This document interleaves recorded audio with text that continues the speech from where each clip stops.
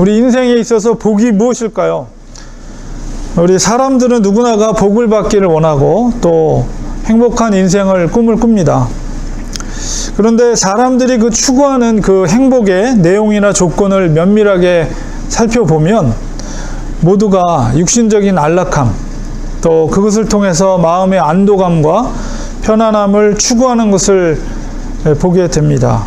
사업이 번창하고 돈을 많이 벌어서 경제적인 쪼달림이 없이 사고 싶은 것들, 뭐 자동차나 좋은 집이나 아니면 갖고 싶은 명품 제품들을 사서 그런 누리는 삶을 원해요. 특별히 이제 한국 사람들은, 한국 부모들은 특별히 자녀들에 대한 기대가 큽니다. 공부를 잘해서 명문대학에 진학하기를 원하죠. 부모 세대가 이루지 못한 바람들을 자녀들이 그 꿈을 이룰 수 있도록 희생적인 뒷바라지를 합니다. 자녀들이 좋은 대학에서 공부를 하고 또 졸업한 후에는 연봉을 많이 받는 좋은 고소득의 직장, 직업을 갖기를 원합니다. 특별히 이제 이민 생활을 하는 부모들 입장에서 부모들은 자녀들에게 그런 바람이 있죠. 우리는 고생하지만 너희들은 고생하지 말고 살아라 하는 그런 마음을 누구나가 갖고 있습니다. 이런 것들이 사실 일반적인 행복의 기준들입니다. 교회를 다니는 사람이나 다니지 않는 사람이나 가만히 보면 그런 행복의 기준들을 가지고 그런 것을 추구하고 그런 꿈을 바라면서 살아갑니다. 과연 그렇다면 성경에서 말하는 그런 복이란 무엇인가? 성경에서 말하고 있는 인생의 행복이 무엇인가? 우리가 이런 것을 오늘 말씀을 중심으로 해서 살펴보려고 합니다. 오늘은 모세의 시편을 통해서 진정한 인생의 의미가 무엇인가, 그리고 진정 추구해야 될 행복의 조건이 무엇인가, 그런 가르침을 얻으려고 합니다. 우리가 본문을 살펴보기 전에 우리가 시편에 대한 전반적인 이해를 가지려고 합니다. 시편이라는 것은 우리에게 어떤 유익을 주는 책입니까? 우리가 그것을 이해하기 위해서는 기본적으로 시라는 것이, 시라는 어떤 문학의 양식의 특징을 이해할 필요가 있죠. 우리가 시라는 것은 매우 함축적입니다. 다른 문학 양식에 비해서 시는 굉장히 짧죠. 그만큼 이 시는 짧지만 그 속에 많은 함축적인 의미들이 담겨져 있어요. 그리고 또한 시라는 것은 객관적인 어떤 경험이라기보다는 주관적인 경험의 이야기들이 그 시 속에는 담겨져 있습니다. 인간의 감정들이 그렇기 때문에 잘 표현되어 있죠. 그 시인이 경험한 것들을 함축적인 내용으로 표현된 것이 시입니다. 특별히 시편은 하나님과의 개인적인 그런 경험과 체험 속에서 우러나온 노래들이라고 말할 수가 있어요. 비록 아주 오래전에 기록된 시이지만 인간이 느낄 수 있는 그런 감정이라는 것은 시대를 초월해서 오늘날에도 우리에게도 동일한 느낌을 경험케 합니다. 우리가 시편을 읽으면은 어떨 때는 내 마음을 그대로 표현하고 있는 것 같은 그런 동질감을 느낄 때가 있어요. 그리고 그 시를 읽기만 해도 그냥 은혜가 됩니다. 왜냐하면 그런 시가 갖고 있는 이런 특징들 때문에 그래요. 개인적인 하나님과의 관계 속에서 체험되어진 그런 개인적인 사람의 감정, 그런 표현들이 그 시편 속에 녹아져 있기 때문에 시대를 초월해서 지금 현재를 살고 있는 우리들에게도 큰 은혜가 되는 것이며 동질적인 감정을 우리가 느낄 수가 있는 것이죠. 또한 이 시편이라는 것은 단순한 시가 아니라 바로 하나님을 경외하고 또 그를 경배하면서 그 속에서 우리의 믿음의 조상들이 경험했던, 특별히 그 상황 속에서 시련과 고통 가운데서 체험했던 하나님을, 그것을 노래하는 것이고 실제적인 그런 경험을 노래한 것이기 때문에 특별한 시편이라고 말할 수가 있습니다. 그래서 이 시편은 우리의 신앙생활을 어떻게 할 것인가에 대한 어떤 신앙의 모습을 나타내고 있는 것이 바로 시편이다. 이렇게 우리가 이해할 수가 있어요. 그래서 다른 어떤 형식의, 문학 형식에 갖고 있는 글과는 아주 다른 그런 큰 은혜가 되는 말씀이 바로 시편입니다. 우리가 시편의 전체적인 구성을 보면 독특한 것은 바로 모세오경과 비슷한 구성의 어떤 대비를 가지고 있어요. 시편은 총 5권으로 이루어져 있습니다. 총 150편인데 5권으로 구성되어 있어요. 그 5권이 모세오경의 각각의 책들과 대비를 이루고 있습니다. 제1편은 창세기와 대비를 이루고 있어요. 1절에서 1편에서 41편까지. 그것은 주로 바로 인간에 대한 창세기에는 인간의 창조, 그래서 인간에 대한 내용이 1권에 기록되어 있고요. 시편 2권은 바로 출애굽기에 대응되는 책입니다. 그래서 42편에서 72편까지 이것은 바로 하나님의 구원에 관한 내용이 그 내용 속에 기록이 되어 있어요. 그리고 3권은 세 번째 책은 73편에서 89편, 이것은 레위기에 대응하는 시편입니다. 그 내용 속에는 성전에 관한 내용들이 많이 담겨져 있어요. 그리고 오늘 읽었던 90편은 바로 제4권에 해당되는 책이면서 시편이면서 4권의 첫 번째 시편이 바로 90편입니다. 그래서 90편에서 106편까지 이것은 민수기에 해당되는 그런 대응되는 책이라고 볼 수가 있어요. 민수기라는 건 뭐예요? 이스라엘 백성들이 광야에서 방황하던 그런 시기 속에 기록된 책이 민수기인데, 그와 같이 방황과 불안에 관한 것이 이 시편 4권에 기록되어 있고요. 마지막 5번째 책은 바로 107편에서 150편까지 바로 신명기에 대응하는 책입니다.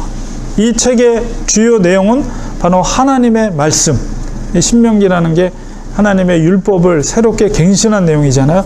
바로 하나님의 말씀에 대한 내용이 바로 시편 5번째 책 속에 담겨져 있습니다. 그래서 이런 전체적인 시편 150편의 5권으로 구성된 이 시편을 이해하면서 오늘은 특별히 4번째 책 중에서 그 첫 번째 시편이 바로 모세가 기록한 이 90편입니다.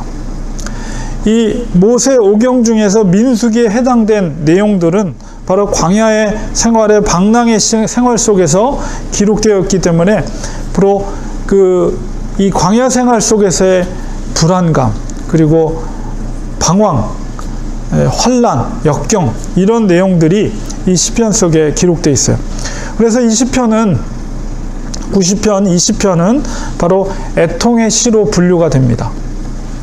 이스라엘의 죄악과 그에 대한 하나님의 심판에 대해서 모세가 애통하면서 하나님 앞에 기도하는 그런 내용의 시편이 바로 오늘 읽은 90편의 내용입니다. 그래서 우리가 전체적으로 이런 시편에 대한 이해를 가지고 오늘 본문을 살펴보려고 하는데요. 먼저 이 모세가 이 시편 속에서 말씀하고 있는 것은 바로 하나님의 위대하심과 인간의 연약함을 비교하면서 먼저 창조주 되신 영원하신 하나님에 대해서 1절, 2절에 말씀을 하고 있습니다. 주여, 주는 대대에 우리의 거처가 되셨나이다.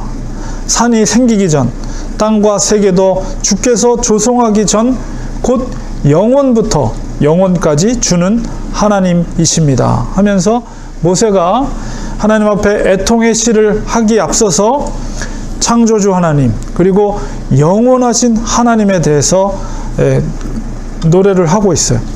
하나님은 만물을 지으신 창조주이십니다. 그리고 그 하나님은 만물이 창조되기 이전부터 존재하시며 영원전부터 존재하신 분이시며, 만물은 반드시 끝이 있어요. 예수님의 재림 때에 이 만물은 끝이 납니다. 이것은 다 녹아지고 이 세상의 것은 녹아지고 새로운 새하늘과 새 땅으로 변화될 텐데 그것이 바로 만물의 끝이에요. 그래서 만물이 창조되기 전부터 하나님은 영원 전부터 존재하신 분이며 만물이 끝난 이후에도 영원까지 존재하시는 분이 하나님이시라는 거예요. 이런 하나님에 대한 분명한 개념을 모세는 알고 있었기 때문에 모세 오경을 통해 특별히 창세기를 통해서 하나님의 창조에 하나님을 기록하고 있는 것이죠. 그리고 또한 이제 이어지면서 인생, 이 영원하신 하나님 창조주 하나님과 대비된 인생을 표현하고 있어요. 그건 뭐냐면 티끌로 지어진 인생임을 표현하고 있습니다. 3절 4절에 주께서 사람을 티끌로 돌아가게 하시고 말씀하시기를 너 인생들은 돌아가라 하셨사오니. 뭐예요? 하나님은 티끌로 인간을 만드셨습니다. 그러므로 그의 명령 앞에 인간은 다시 티끌로 돌아갈 수밖에 없는 연약한 존재임을 모세가 말하고 있는 거예요. 우리는 이 분명한 우리의 존재, 출생의 존재를 인식하고 있어야 됩니다. 하나님께서는 오늘 밤이라도 우리의 영혼을 거둬 가신다면 우리의 육신은 티끌로 돌아갈 수밖에 없는 그런 존재라는 거예요. 그리고 4절에 주의 목전에는 천년이 지나간 어제 같으며 밤의 한순간 같을 뿐입니다. 모세는 하나님은 시간을 초월하시는 분이라는 분명한 인식을 갖고 있어요. 인간의 생애, 우리의 인생이 아무리 길게 느껴져도 하나님 앞에서는 밤의 한순간 같다고 말하고 있습니다. 왜냐하면 하나님은 시간을 창조하신 분이기 때문에. 우리가 시간을 창조했다는 것을 우리가 어떻게 이성적으로 이해할 수 있어요. 그러나 하나님은 시간을 창조하신 시간의 주인이십니다. 만물의 주인일 뿐만 아니라. 그래서 하나님은 시간의 제약을 받지 않으시는 분이에요. 모세가 이렇게 기록할 수 있는 것은 분명한 시간의 창조주로서의 하나님에 대한 인식이 있었기 때문에, 그렇기 때문에 모세가 창세기를 정확하게 기록할 수 있었던 것입니다. 우리가 이런 말씀을 통해서 하나님에 대한 지식을 깨달아야 돼요. 우리가 알고 있는 하나님에 대한 인식보다도 더 위대하시며 더 지혜로우시며 더 능력이 강하신 분이 하나님이시라는 거예요. 그것은 우리가 믿은 만큼 그 하나님이 보이는 거예요. 그런 하나님을 우리가 얼마나 신뢰하고 있는가, 얼마나 의지하고 있는가, 우리는 그걸 생각해야 돼요. 하나님은 우리를 보실 때 통시적으로 보십니다. 시간을 초월하시는 분이기 때문에 현재의 내를 보는 것뿐만 아니라 과거의 나의 모든 인생의 과거의 전부를 보시면서 앞으로 미래 죽을 그 순간까지 통시적으로 우리를 보고 계시다는 거예요. 하나님은 시간의 제약을 받지 않으신 분, 시간과 공간의 제약을 받지 않으신 분이 그 창조주 하나님이세요. 우리는 그에 비해서 티끌과 같은 존재예요. 하나님이 지금 당장이라도 내 혼을 거둬 가신다면 우리 육신은 우리가 티끌로 왔기 때문에 티끌로 다시 돌아가는 연약한 존재라는 거예요. 얼마나 모세가 하나님 앞에 통회의 기도 앞에서 하나님의 위대하심을 겸손한 마음으로 노래하고 있는 것입니까? 다시 한번 풀과 같은 인생에 대해서 설명을 하고 있어요. 90장 5절, 6절, 7절에 주께서 그들을, 인생이에요. 그들이라는 것은 홍수처럼 쓸어가시나이다. 이스라엘 백성들을 광야에서 그들이 죄악을 범했을 때 홍수와 같이 그들을 쓸어버리시는 것을 우리가 보게 됩니다. 그들은 잠깐 자는 것 같으며 아침에 듣는 풀 같으니이다. 풀은 아침에 꽃이 피어 자라다가 저녁에는 시들어 마르나이다. 우리는 주의 노에 소멸되며 주의 분내심에 놀라나이다. 하나님의 진노하심에 인생은 풀과 같이 시들고 홍수처럼 쓸려간다는 거예요.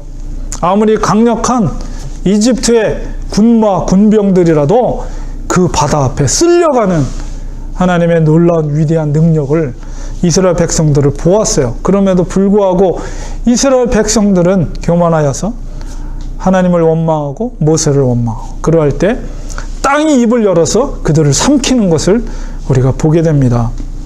어마어마한 하나님의 능력과 그 앞에서 인생의 풀과 같음을 모세는 노래하고 있는 것이에요. 하나님은 왜 이스라엘 백성들을 삼켰습니까? 그들을 왜 홍수같이 쓸어버리셨습니까? 그것은 바로 하나님의 진노하심의 근본적인 원인은 죄 때문에, 죄의 문제 때문에. 바로 90장 8절, 9절, 10절에 주께서 우리의 죄악을 주의 앞에 놓으시며 우리의 은밀한 죄를 주의 얼굴빛 가운데 두셨사오니, 아무리 그것을 숨긴다 할지라도 하나님은 그 은밀한 죄를 하나님의 목전 앞에 놓는다는 거예요. 우리의 모든 날이 주의 분노 중에 지나가며 우리의 평생이 순식간에 다하였나이다. 우리의 연수가 70이요 강건하면 80이라도 그 연수의 자랑은 수고와 슬픔뿐이요 신속히 가니 우리가 날아가나이다. 우리 속에 은밀한 죄가 숨겨져 있다면 그 문제가 해결되지 않고 아무리 80까지 산다고 해도 그 인생은 수고와 슬픔뿐이라는 거예요. 그리고 그 인생은 의미 없이 날아가 버린다는 거예요. 세상 사람들은 알아줄지 몰라도 80까지 인생을 살면 하나님은 그 80의 인생을 무가치게 평가한다는 거예요. 왜냐하면 그 속에 은밀한 죄가 숨겨져 있기 때문입니다. 그래서 모세가 인생의 참 의미를 회복하기 위해서 애통의 간구를 하고 있는 거예요. 여기서 이것은 사실 모세 자신을 위한 것이라기보다는 바로 이스라엘 전체를 향한 간절한 중보의 기도입니다. 11절에서 그 간절한 중보의 내용을 고백하고 있어요. 누가 주의 노여움의 능력을 알며 누가 주의 진노의 두려움을 알릴까? 알 수 없다는 거예요. 우리에게 우리 날 계수함을 가르치사 지혜로운 마음을 얻게 하소서. 하나님 앞에 이스라엘을 중보하며 모세가 간절하게 하나님 앞에 이스라엘을 위해서 기도하는 첫 번째 내용은 우리 날 계수하는 지혜의 마음을 달라. 하나님 앞에 그렇게 기도하고 있습니다. 지혜로운 마음이라는 건 뭐예요? 우리 날 계수함을 알게 해달라는 거예요. 이게 무슨 의미를 갖고 있습니까? 이것은 뭐냐면 우리가 살 날이 한정되어 있다는 거예요. 인생이라는 것은. 그것을 알게 해달라고 기도하고 있어요. 여러분, 우리가 죽을 날을 알고 있다면 우리의 하루하루의 삶은 결코 헛된 생각과 행동을 하지 않을 것입니다. 우리의 삶이 만약에 6개월밖에 남지 않았다, 1년밖에 남지 않았다, 분명하게 우리가 한정되어 있는 인생의 나를 계수하는 그런 인생으로 살아간다면 결코 하루하루를 헛되이 보내지 않을 것입니다. 바로 그것을 하나님 앞에 간구하고 있는 거예요. 우리는 언제든지 예기치 못하게 죽을 수 있는 불확실성에 사는 인생이라는 그런 지혜를 모세가 이스라엘 백성들을 향해서 중보하며 기도하고 있습니다. 그렇습니다. 우리는 겸손한 마음을 가져요. 우리의 인생은 어떻게 될지 모르는 거예요. 그렇기 때문에 우리에겐 하나님의 은혜가 필요합니다. 하나님을 의지하는 믿음이 필요한 거예요.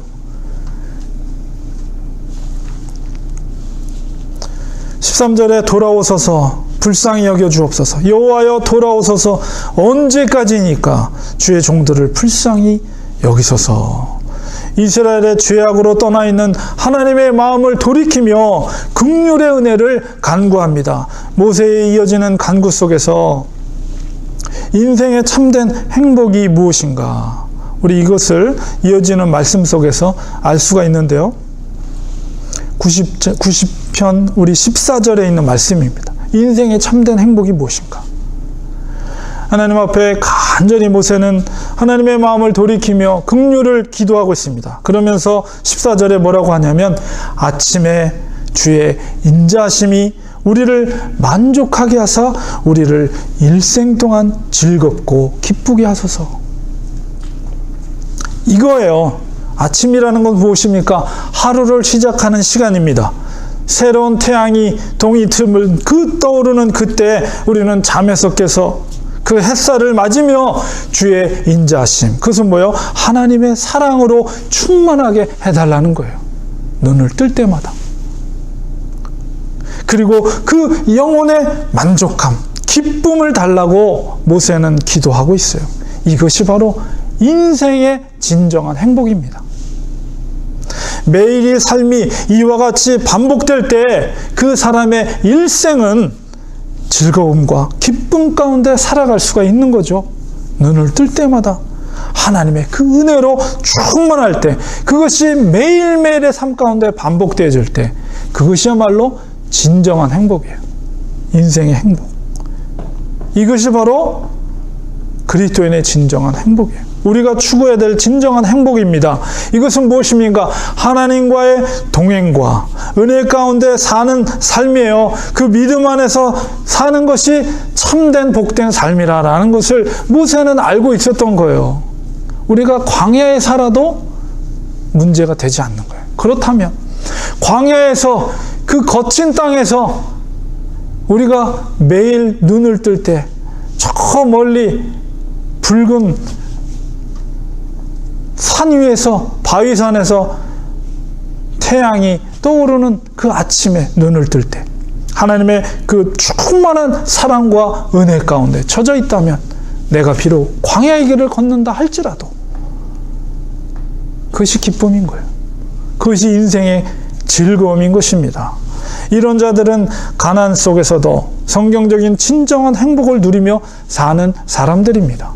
상황이나 환경의 조건에 의해서 좌지우지되는 그런 세속적인 행복이 아니라 진정한 우리의 영혼을 만족해 하는 기쁨과 행복이라는 것이죠. 모세는 하나님의 자비와 긍휼을 구하고 있습니다. 그 애통하는 기도의 핵심적인 내용은 무엇입니까? 그것은 바로 죄로부터의 회개를 통한 하나님과의 회복을 노래하고 있는 것이에요. 인간이 추구할 행복은 하나님과의 관계의 회복입니다. 영원하신 창조주 되신 하나님과의 회복을 통해 하나님으로부터 공급되어진 하나님의 사랑과 은혜를 매일 깨닫고 사는 것이 그리스도인이 추구해야 될 행복입니다. 하나님께서는 우리들에게 죄의 문제를 해결하시기 위해 독생자 그리스도를 보내주셨습니다. 주님의 십자가의 보혈의 은혜는 바로 죄악 가운데 있는 우리를 회복시켜 주십니다. 죽음에서 생명으로 옮기실 수 있는 능력이 거기에 있는 거예요. 우리는 눈에 보이는 것을 바라보지 말고 오직 우리의 왕 되신 예수 그리스도를 바라봐야 합니다. 매일 주님의 은총을 사모하시기 바랍니다. 그리스도에는 그 은혜에 매일 사는 거예요. 결론을 맺겠습니다. 그리스도인이 추구해야 될 행복은 무엇입니까? 성경은 결코 물질적인 복이나 세속적인 행복을 추구하라고 하지 않습니다. 성경은 하나님의 은혜와 사랑 가운데 충만한 것을 구합니다. 그것이 바로 그리스도인이 추구해야 될 복입니다. 그리스도인은 매일의 삶이 어쩌면 거친 광야의 삶일지 모릅니다. 타는 목마름에도 견디며 주님의 약속된 반석까지 인내하며 걸어야 하는 인생길입니다. 끝까지 변절됨이 없이 믿음으로 걸어야 합니다. 때가 이르면 주님께서는 반석에서 샘물이 터져나오게 할 것입니다. 어떤 이들은 이 땅에서 행복을 위해 물질적인 부를 끊임없이 추구하며 살려고 합니다. 성경은 그런 자들을 어리석다고 말합니다. 그리스도는 이 땅에서 받을 복을 소망하는 자들이 아니라 바로 죽음 이후에 받을 복을 소망하며 사는 자들입니다. 그러므로 죽음에 이르기까지 거친 광야에 길이 펼쳐져 있더라도 실망하지 마십시오. 그 광야의 길을 견디면 영원한 천국이 우리를 기다리고 있습니다. 그 소망을 가지고 광야 같은 인생길을 견디며 하루하루 나아가는 것입니다. 세상만 광야가 아니라 교회도 어떤 면에서는 광야와 다를 바가 없습니다. 왜 그렇습니까? 불완전한 인간이 모여 있는 곳이기 때문입니다. 교회 생활이 마냥 즐거울 거라고 우리는 착각하지 말아야 돼요. 교회 생활도 역시 거친 광야의 길입니다. 그렇지만 실망하지 마시고 끝까지 인내하시기 바랍니다. 믿음으로 견디시기 바랍니다. 끝까지 믿음의 길을 걸으면 반드시 교회를 통해 하나님께서는 일하심을 보여주실 것입니다. 아무리 실망스러워도 우리를 위해 십자가에서 죽으신 예수님을 생각하시기 바랍니다. 주님은 절대 십자가의 길을 포기하지 않으셨습니다. 그리고 죽음으로 승리를 얻으셨습니다. 그것이 복음의 능력이며 그리스도인의 능력입니다. 오늘 모세 시편 90편에 이어지는 시편이 바로 91편인데 이 91편은 무명의 시인이에요. 그러나 이 편집자가 아마도 에스라나 느헤미야가 편집한 것이 아닌가. 제4권 5권은 어쨌든 그 편집한 의도가 분명히 있습니다. 90편에 보면 뭔가 하나님 앞에 애통하며 이스라엘 백성들을 향해서 통회하는 그 기도의 내용이 있지만은 그 속에 응답함이 없지만 91편에 그 내용 속에 답이 담겨져 있습니다. 91편 14절, 15절, 16절에 이런 무명의 시인이 노래하고 있습니다. 하나님이 이르시되 그가 나를 사랑한즉 내가 그를 건지리라. 하나님의 말씀이에요. 그가 내 이름을 안즉 내가 그를 높이리라. 그가 내게 간구하리니 내가 그에게 응답하리라. 그들이 환난 당할 때 내가 그와 함께하여 그를 건지고 영화롭게 하리라. 내가 그를 장수하게 함으로 그를 만족하게 하며 나의 구원을 그에게 보이리라. 이게 하나님의 말씀이에요. 그렇습니다. 예수님을 사랑하십시오. 예수님은 거친 광야에서도 반드시 건지실 것입니다. 날마다 그분을 바라볼 때 주께서 그를 높이실 것입니다. 주님께 간구하십시오. 주님은 반드시 응답하십니다. 우리가 환난 당할 때 우리와 함께 하시며 우리를 건지시고 영화롭게 할 것입니다. 주님을 진심으로 사랑하는 자를 장수하게 하시며 그에게 만족함을 주시고 구원의 길을 보여주실 것입니다. 광야의 길이 끝나고 젖과 꿀이 흐르는 가나안 땅으로 우리를 인도해 주실 것입니다. 주님을 진심으로 사랑하시기 바랍니다. 이 시간에 우리 말씀을 기억하면서 같이 한번 1분 정도, 1, 2분 정도 같이 기도하기 원합니다. 하나님, 그렇습니다. 인생의 길은 광야의 길입니다. 그러나 진정 모세의 간구처럼 우리가 추구해야 될 진정한 성경적인 행복이 무엇입니까? 세상적인, 세속적인, 육체적인, 물질적인 그런 행복을 추구하는 것이 아니라 하나님을 우리가 매일같이 눈을 뜰 때마다 주님의 은혜 가운데 거하며 주님의 사랑 가운데 거하는 그 은혜 가운데 우리의 일평생이 이루어질 수 있는 우리 인생이 되게 해주셔서 그 인생을 통해서 하나님의 영광이 나타나게 하여 주시옵소서. 우리가 그런 인생이 되기 원합니다. 도와주시옵소서. 우리는 기도로 우리 한 1, 2분 동안 같이 통성으로 합심하여 기도하겠습니다. 기도합니다. 하나님 아버지, 주님의 은혜를 감사합니다. 우리가 이 땅에서 정말 추구해야 될 삶이 무엇입니까? 사람들은 다 행복을 추구하며 삽니다. 우리들도 또한 행복을 추구하며 삽니다. 그러나 그 행복이라는 것은 물질적이며 육체적이며 그런 것이 아니라 우리의 말씀을 통해서 우리가 깨달은 바는 바로 하나님을 인정하는 것이요 하나님과 동행하는 것이며 정말 하나님을 기뻐하는 것임을 우리가 깨닫게 됩니다. 진정한 이러한 행복을 깨닫는 자는 아무리 가난해도 아무리 광야 같은 삶을 산다 할지라도 진정한 참된 우리 인생에 우리의 영의 행복을 누리는 자임을 고백합니다. 하나님, 우리도 이러한 인생을 걸어가기 원합니다. 하나님을 바라보게 하소서. 하나님을 의지하게 하소서. 하나님께서 우리에게 베풀으시는 영적인 만족함을 누리는 우리의 삶이 되기 원합니다. 아버지, 도와주셔서 정말 우리가 인생을 살아가는 동안에 정말 의미 없는 인생, 무가치한 인생이 아니라 하나님이 인정해 주시는 참된 인생이 될 수 있도록 하나님 도와주시옵소서. 주님의 은혜를 베풀어 주옵소서. 예수 그리스도의 은혜가 충만한 우리의 삶이 될 수 있도록 도와주시옵소서. 하나님, 감사합니다. 오늘